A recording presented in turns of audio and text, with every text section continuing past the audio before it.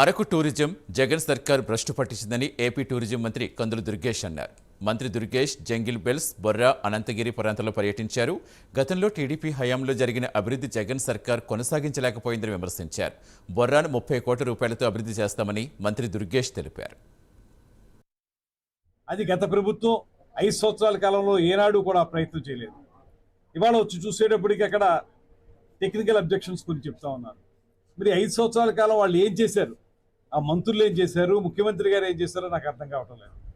ఇవాళ మేము ఖచ్చితంగా చెప్తున్నాం, ఫారెస్ట్ డిపార్ట్మెంట్కి ఇవాళ జనసేన పార్టీ రాష్ట్ర అధ్యక్షులు డిప్యూటీ సీఎం గారు అయినటువంటి పవన్ కళ్యాణ్ గారు ఆధ్వర్యంలోనే అటవీ శాఖ కూడా ఉంది కాబట్టి వారితో కూడా మాట్లాడి మన పర్యాటక రంగాన్ని అభివృద్ధి చేసే విషయంలో వారు చూపించేటువంటి శ్రద్ధకి ధన్యవాదాలు తెలియజేస్తూ, అదేవిధంగా ఫారెస్ట్ డిపార్ట్మెంట్ వారితో ఉన్నటువంటి టెక్నికల్ ఇబ్బందులు ఏమైనా ఉంటే వాటిని అధిగమించడానికి వారి సహకారాన్ని కూడా కోరి తప్పనిసరిగా మళ్ళీ జంగిల్ బెల్స్ని పూర్తి స్థాయిలో మరమ్మతు చేసి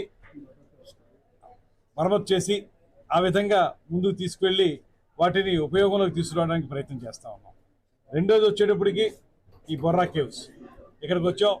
ఇక్కడ బొర్రా కేవ్స్ కేంద్ర ప్రభుత్వం యొక్క స్వదేశీ దర్శన్ 2.0 అంటే సెకండ్ ఫేజ్లో వారు బొర్రా కేవ్స్ని ఈ బొర్రా కేవ్స్ ఎక్స్పీరియన్స్గా దీన్ని తీసుకుని ఇక్కడ అభివృద్ధి చేయడానికి రమారమి 30 కోట్ల రూపాయలు